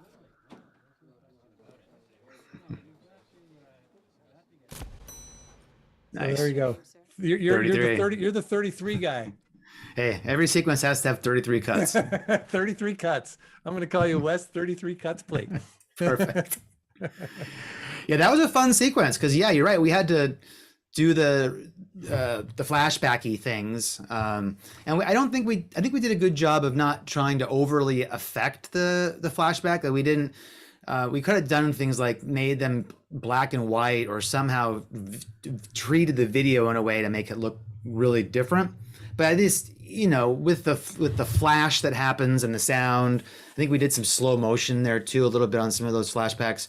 It definitely does a nice job of, you know, telling the viewer that those are moments that he's remembering, or like you say, maybe he's seeing them for the first time. But yeah, that was definitely a complicated sequence, and there's so many people involved, which normally you didn't have that many people on set, you know, in the scenes. So. Well, with these uncompressed videos you sent, the nice thing too is, you pointed this out, I wouldn't have noticed, is that a number of them, because they weren't cropped, we got to see a little bit of behind the scenes stuff. And so I'm going to just show you a little bit of what I'm going to call the boom acting, because they were it was ultimately cut, but we get to see a couple scenes where you get to see the boom kind of popping in. So I think I'll just sort of scroll through here, but this is what's your name, sir? Here I'll just, so you can see right there, you've got the boom popping in with Detective Powell and Curtis. And I forgot the boom operators. He was great, but I remember, you know, just, you can see he's doing his job, making sure that it's going towards. Do you see that okay on your end? Yeah, it's moving back and forth as we see each person who's speaking. Yeah, that's great. And then, Also, you here's can one. see a little bit of you can also see in some of these too, a black, like a black line across the top. Because a lot of times to help control the light coming into the camera, they have these barn doors on the camera. And sometimes they let those get into the view too, but also again, knowing that they're going to be cutting it off. So it's when not they a were on mistake. set, they probably had tape or something over the monitors so they knew that they wouldn't have to worry about this boom. Gotcha. So there you go. You can see the whole thing coming through right here. That's Yeah. great. And then there's one, you can just briefly see it showing up in Curtis's, right over Trevor there. Oh, and then that's right there. That scene of his key card, I had forgotten this until I watched the playthrough. I don't know what he was actually holding in his hand, but it wasn't that key card. So one of the things that I did is I was learning, I was teaching myself how to do special effects stuff during this project because I had to do some special effects stuff. And one of the things that I needed to do for some reason was replace that key card. So it was probably difficult to see based on the lighting. It wouldn't have ever looked that good. Well, he also was told to put. It's clear that he's hiding the picture. It's like he's not for some reason. I don't even know if that was his own picture. Yeah. So anyway, it's just interesting how that particular thing there too is also something that was different that we had to mess around with. That's funny. And now there were some. I want to get into the Easter eggs. So let me just see what I gotta find the moment here that. But apparently, I don't know what the sequence is. I think I may have accidentally got rid of it. But there's a sequence where if you do, click on a number of things, you're going to get Wes's big book of tractors. And so this pops up on Curtis's in the living room. There's the table there with a book on it, and I don't know if you. What's the story behind these? There's 5 of them. There's 5 of them. Well, also I think there's a photograph on a wall too that in some situations would show a tractor. Well, at that time, this one right here, right? At the time, my dad was super into tractors, and I think as a result, I was thinking about tractors. I was kind of into tractors. We had gone to a tractor show, and I think he bought a tractor, and so for some reason, tractors were on my mind, and so I went into Photoshop and made all those book covers, and it's kind of funny they let us do those Easter eggs. Oh man, apparently there's just tons and tons of Easter eggs in the game that people just get out of. And then you've just created that I think people are going to flip when they hear this, but you also sent me with the uncompressed files. You sent me your soundbite alerts. Can you tell me? Yeah. Can you tell me how that came about? And then I want to share them with everybody. Oh yeah, I hope so. I had saved a bunch of WAV files also from the project. Things like the sound effect that happened when the Blob's cage is opened, the sound effect that you hear when Curtis swipes his key card to enter the office, certain things where a character said something interesting, like I think during the opening scene when Curtis is being wheeled down the hallway in the insane asylum, a patient comes up and says "freak." Anyway, various characters saying something, especially if it was really short. I saved them because I thought, oh, that'd be funny. That'd be a fun sound to hear when I got a new email. So when I would get a new email for years, I would have this sound of the guard who, towards the end of the game, comes into Dr. Harburg's office. He says, "Oh boy." And so I had that sound play whenever I got a new email. So yeah, for just that, I had saved them. No one had done this before, because I remember that didn't come till way later, right? Yeah, I think I had to when I got a new email, the email program had this special way that you could specify how to play sounds. I might have had to create an Apple script, or I don't even know. But yeah, this would be a huge thing because with ringtones and text tones. But yeah, and also for years, I was the only one who had these things. So yeah, I'm excited to share them with you because for many years, I was the only one who got to enjoy some of this stuff. And also I think some of the files also came from the French and German versions of the game too. So I think there's a couple of things I didn't understand. Yeah, so I'm going to play this for everybody right now. And I just made little titles for each one, so you can read what you're hearing, and we will find a way to make this available to our Patreon members so that they can put this in their own thing. So let's just watch. It goes by pretty quick, so let's check it out. Blob. Flash. Un flop. Freak.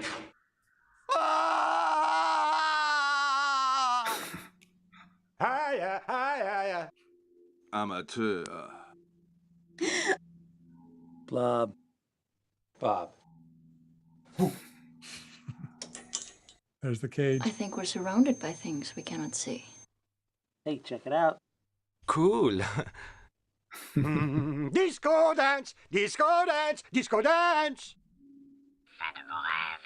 No idea. Hey. Bien. Eagle on the paw. It's from me. Arrête ça tout de suite ou je te mets sous calmant. There were the French ones. C'est faux, c'est faux.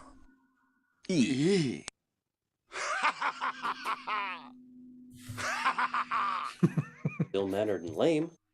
There's a lion at the watering hole. I love you. Merde! There's more to you than meets the eye.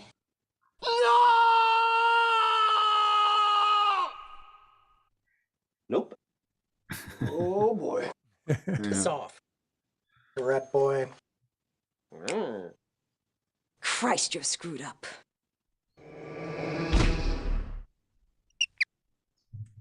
Hi, sweetie. What are you thinking about? I'm a victim too. There you go. Oh, that's brilliant. Yeah, those sound effects are, I actually have more of an association with those sound effects related to receiving emails than I do with the games. When I watched the playthrough recently and I heard those sound effects, it kind of gave me a little bit of stress, like, oh, I just got an email, right? That, that sort of feeling you get, because they're not connected to the game for me in any way anymore. Oh, that's awesome. funny. That's hilarious.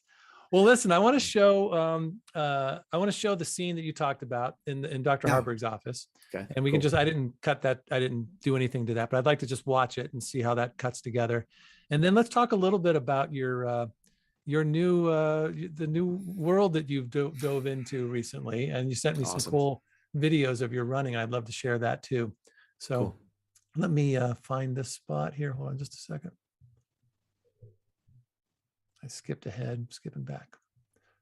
Okay, so here it is. Here's the shot that you talked about, sort of making, figuring out how to make this emotional connection for Curtis.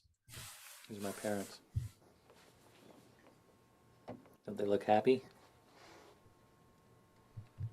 I think they were happy then, but I don't remember.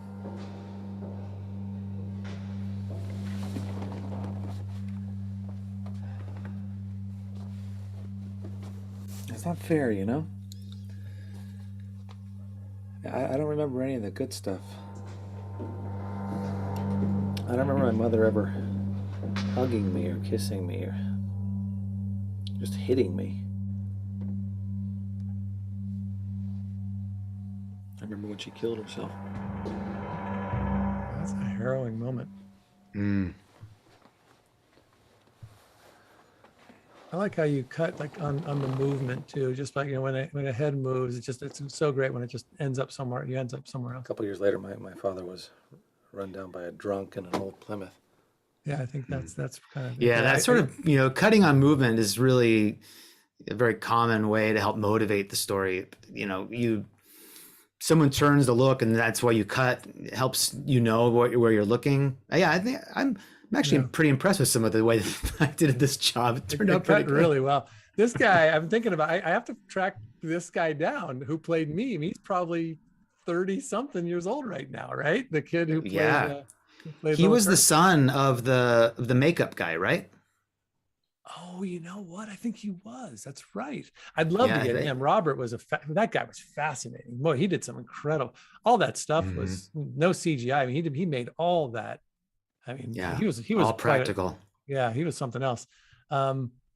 So here's another question for you. Where does the sound go in? So are you also placing sound, or do you do all the edits and then the sound editor places all the sound effects in your edits, or are you, how does that work? Typically, I would put sound effects in, if anything else, just for placeholder, just so that we can sort of understand what it is that we're going to end up with. So I might put some placeholder sound effects in that might be good enough and could live on and actually be the real sound effect. But yeah, sound effects get added in as I'm editing.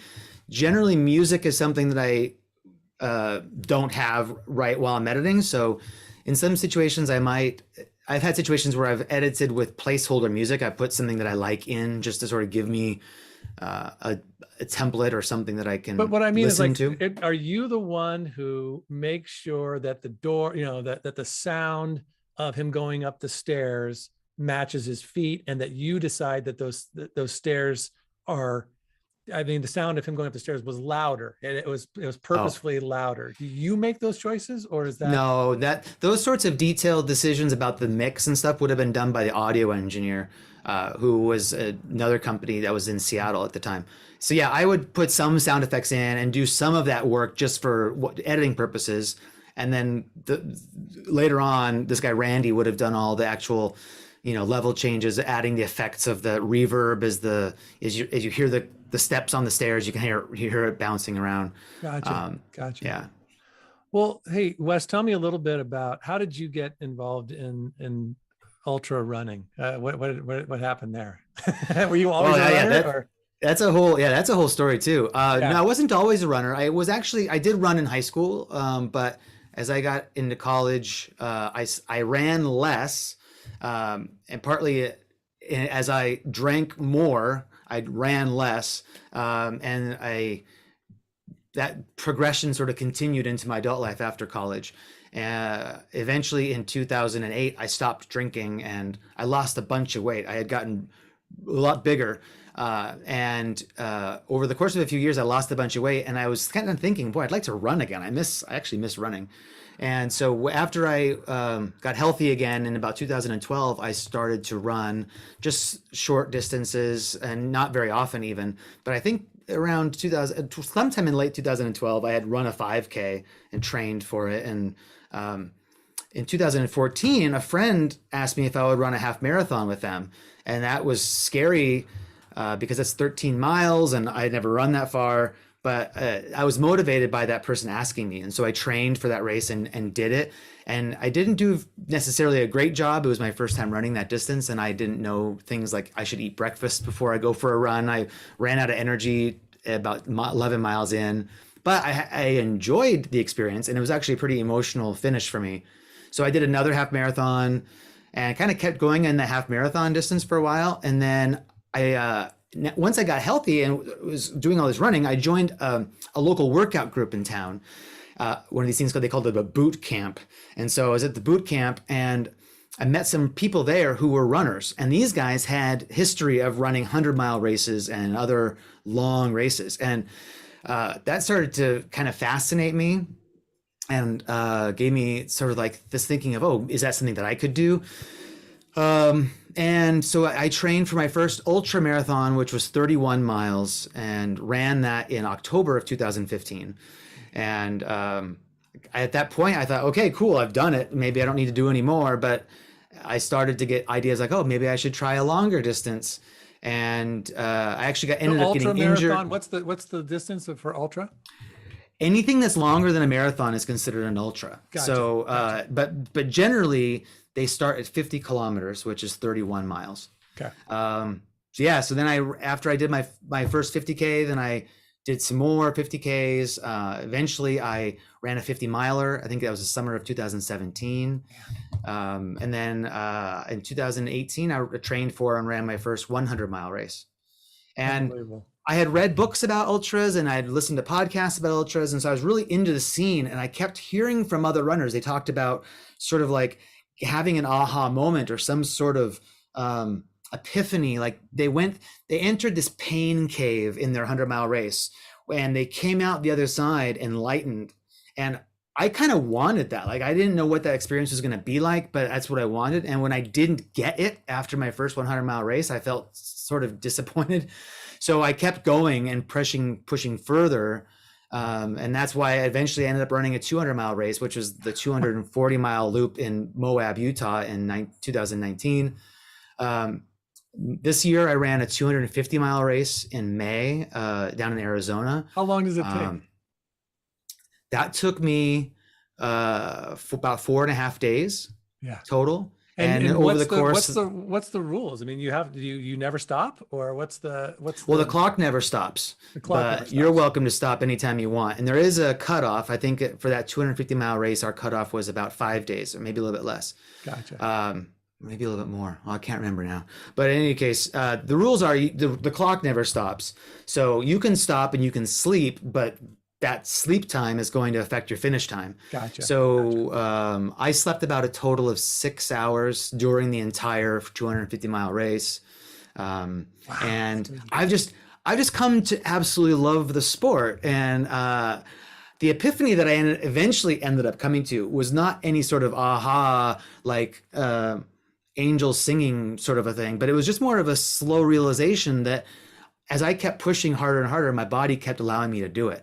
And where I came to realize is that with training and taking care of my body, nutrition and that sort of thing, as long as there is no real limit to what we're capable of. I'm really impressed with what we as humans can do. And that's been my real epiphany, is that if it can be done, it can be everything's going to be challenging, but even the most challenging event can be finished. And so it's taught me a lot about life too. I think in that way, it's made me more patient and a bit more resilient, I think. And because my background's in video editing, I've sort of paired my love of running with my pair of making videos. And so these days when I run these events, I carry a camera with me, a GoPro, and I end up making documentaries that I put on my YouTube channel. And that's been a great source of joy. Yeah, and you've got a nice following too. It's been, it's pretty great. Did you tell me about that a little bit? Boy, I had no idea that I was going to end up with a following at all. I just started doing it because when I run a race, one of the things that I do to prepare for it is I go on YouTube and I look for videos of other people who have run that race, because then I can get a chance to see, like, what is the course actually like, and what's the weather like, what's the experience like for that runner. So when I first started running them, my main intention was, well, let me make a video so that I can show other people my experience in the same way that I saw other people's experiences. And I don't really have any motivation besides that. So the fact that people, get inspired by the content, I think is fantastic. It makes me really happy. But my main motivation was just purely to do it this way. So sometime last year during COVID, my Moab 240 video suddenly shot up in popularity. I think what was happening was YouTube's algorithm was starting to suggest it to people who had no idea that I existed. So my views started to increase and my subscribers started to increase. And then at some point I went over the threshold of being monetizable. Right. So I had over 1,000 subscribers. Now I have like 3,300 something. And so it got to the point where, the more I made, the more videos I put up there, the more people started watching it, the more subscribers I started to get, and the more comments I started to get. And I love the feedback I get from people on the comment section. So yeah, it's just been, it wasn't my goal. And I think that's part of the reason why my channel works, is that I'm not really trying to be Mr. Inspiration Guy. I'm just showing you what I'm doing. And if it inspires you, that's cool.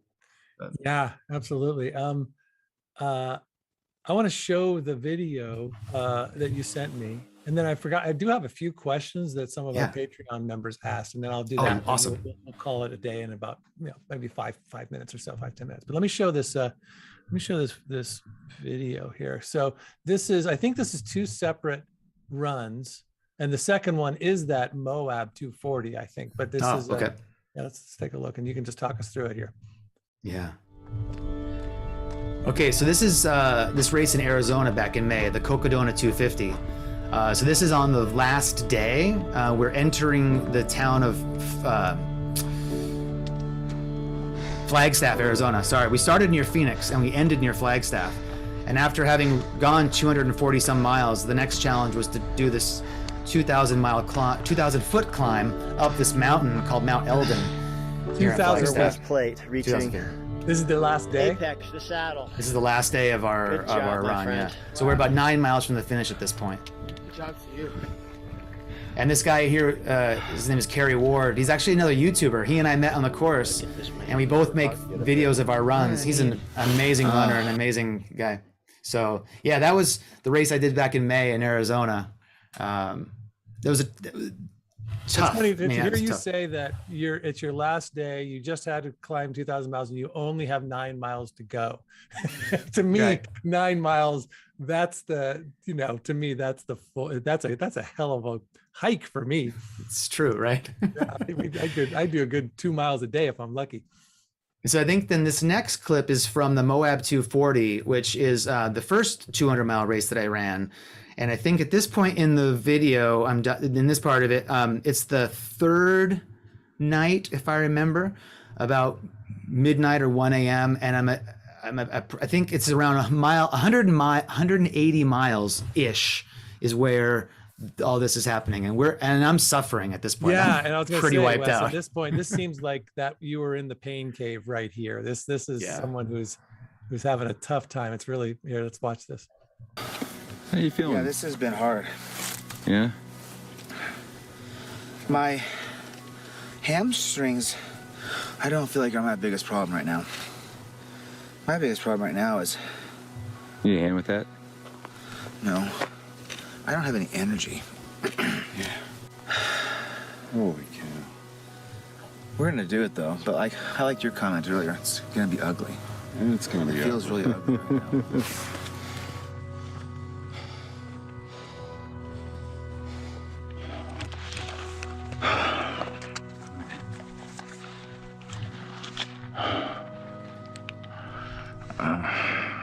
My eyes hurt. They just want to close.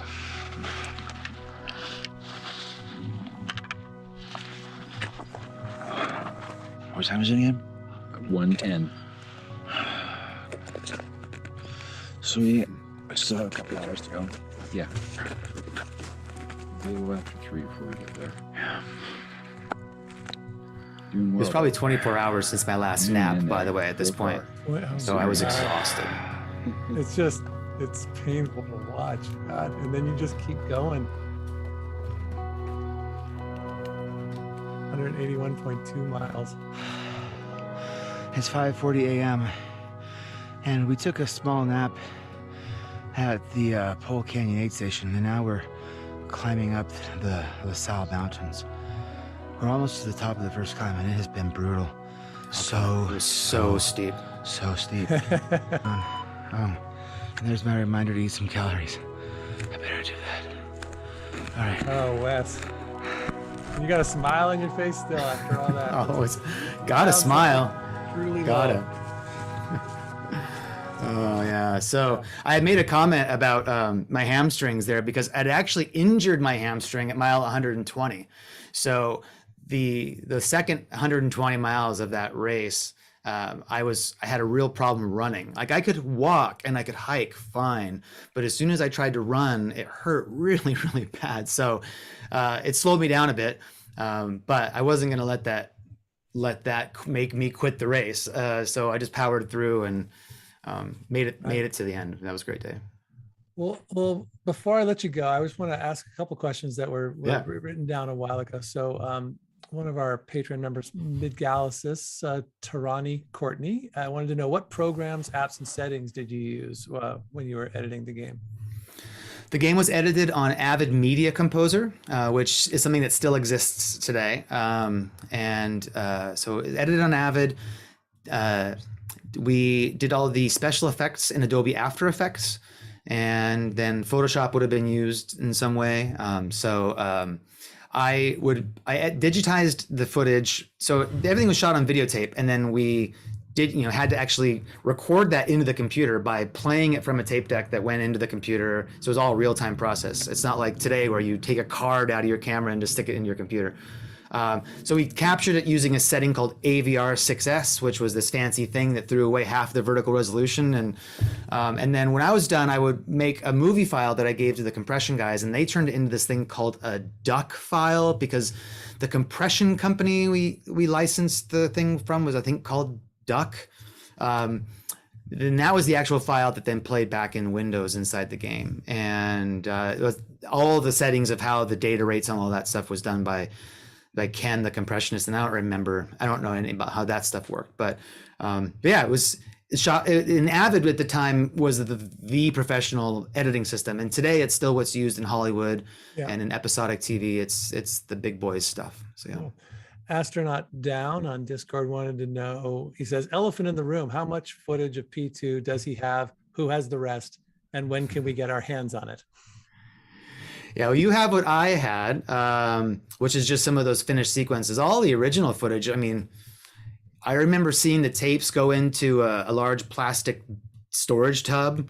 And of course, those are the original things too. So them by themselves would have to be digitized again. All the editing would have to be redone. I'm not sure any of the project files from that Avid system where they exist. They probably are on a file on a disk somewhere. But you think they are around somewhere? I don't know if the archivist for Sierra Online would have saved those things or not. I don't know.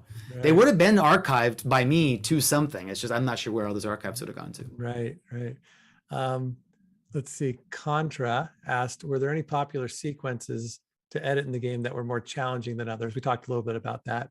But of CG versus practical effects, and also if you found that you were able to create more impact by any types of clever editing tricks. So we talked a little bit about. We did a little bit. There was a lot of stuff towards the end of the game where you had been shot against green screen. And so we had to put you against the various 3D backgrounds. And I don't remember very much about that phase of the game. I think at that point, a lot of us were, getting hustled out of there. So we were trying to just churn that out to get the game finished. But I did have to do some stuff with the CG backgrounds. I definitely preferred these more complicated sequences that we've been watching today where, we had more production time and more care for the stuff. Do you remember any inconsistencies that got noticed? This was Daniel Albo asking if there were any inconsistencies that got noticed after everything was done. Did you look at anything and go, "Oh, missed that"? Oh boy, no, I don't remember any like glaring problems of continuity or other strange errors on set. I can't think of anything. No.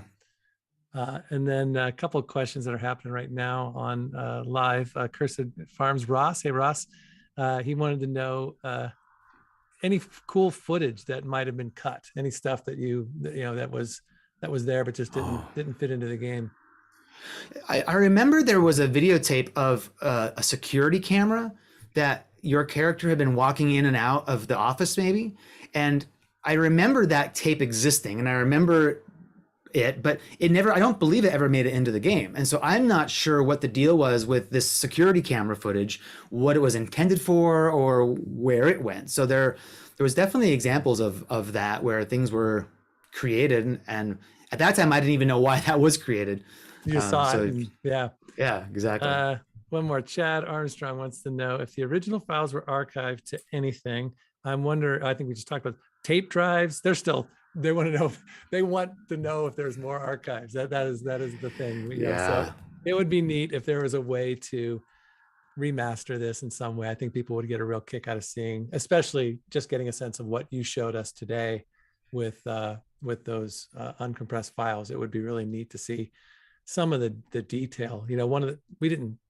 I'll put all those files that you gave me together and make them available in some way or other.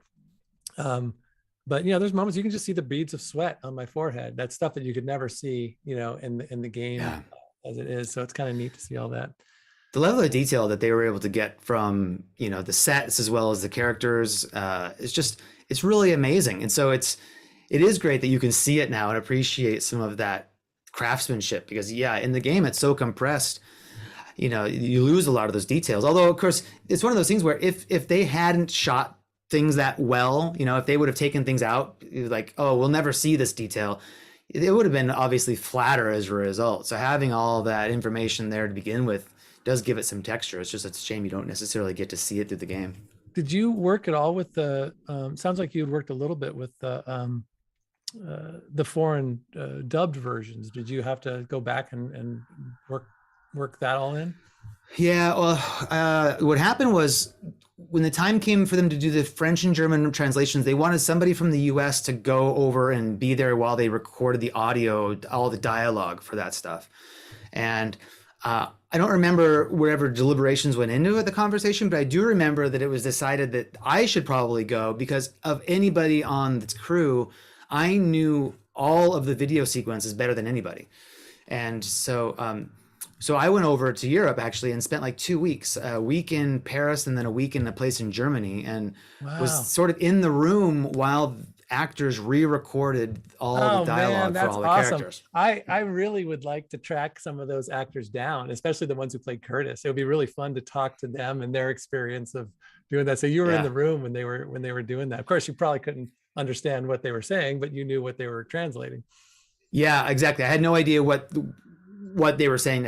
You know, I knew what the words were in English that they were going to be doing their version of, but there was a couple of times where I remember, I have a memory that the conversation happened in Germany. I don't remember what the circumstances were, but the character was saying something about monster in German, or at least that's what I heard. And so I'm like, oh, I have a question.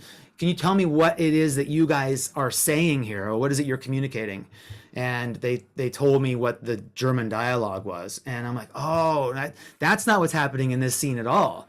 Like this is what Curtis's motivation is, and I can't remember again what it was, but I was able to sort of help fix some problems where they had misunderstood something or misinterpreted something, and so had written the dialogue incorrectly. So were you? Yeah, that was kind of a fun thing. Projecting everything, so they were trying to match, you know, the not the movements but the sounds, or like, you know, making sure that they can talk at the exact same time Curtis or whoever with the other actors. Yeah, well, actually, it's really interesting how the people in the two countries did their process entirely differently. But it started off by somebody in an office taking all the written dialogue and writing, you know, localized dialogue. So, and then part of that process is figuring out the time that the words are said and trying to find French and German phrases that would be said in about the same amount of time. In France, they would then write by hand the French dialogue on clear cellophane film, like 35 millimeter film that was clear. They wrote it out. Wow. And then that was projected beneath video of the lines, but it was all synchronized so that the French actor would stand there and as long as they were reading their handwritten French dialogue that was being projected as it passed beneath this vertical line, it was magic. And the timing would be perfect. Wow. That's it was very old school. And then in Germany, they did it all sort of much more computerized, where like soundbite by soundbite, they would record these little bits of German dialogue, and then just digitally they replaced them. But the German actor would watch the video playback while they were saying their lines, again trying to match the mouth movements in some way. So they did a really great job of making it look like you were, you know, seeing people speak those languages, even though obviously I've heard from some fans in France who have said that the actor who voiced Curtis, or like actually the dubs in general in the French dub version, is really good. Like it really, you know, apparently it really, you know, you buy it. It feels like it's really that person's voice or Curtis's voice. Yeah. So that's kind of cool. Awesome. Hey, yeah, so Wes, then I must have taken that audio back into my editing system to provide those movies back to the engineering teams who then made the actual game. And that's why I ended up with some of those WAV files of, you know, French Curtis saying something that you wouldn't otherwise have heard. So, right. Yeah. All right, let me just real quick see if I'm missing anything that someone really wants to say. I think we've pretty much covered just about all of it. I'm not sure if you're ever on Discord, Wes, but if you are, come onto the Conversations with Curtis channel. I'm sure people would love to chat with you there, and it would be fun to have you come on there and just chat occasionally. People have more and more questions, but hey, man, it is really, really nice to connect with you again. It's really good to see you. And I agree. Thank you. Can't thank you enough. It's crazy that we're talking about this all these years later, and who would have thought, you know? Right. I'm blown away that this is a thing now, that people are so fascinated by the project. But it's been fun to reconnect and revisit it too. This was a part of our lives, for For a significant at one chunk point. for a little while there. Exactly right. Yeah, it's fun to rethink about. But maybe this we'll stuff. come back together at some point when, if we can ever track down Lorelai's. That whole idea now is people want to know what that original ending was before it got cut so Yeah. badly. Yeah. And I don't remember any of it, but I know that we took probably 3 weeks of filming and turned it into one. And so we had to cut tons of things. And so it would be fun to see what the ending actually was. So who knows, maybe we'll work together again on it at some point. That'd be good. All right. Hey, Wes, it's a pleasure. Thanks so much All for right. joining. And I'll hope to see you soon, man. I hope so. Thanks, Paul. Yeah. Take care. Bye. All right.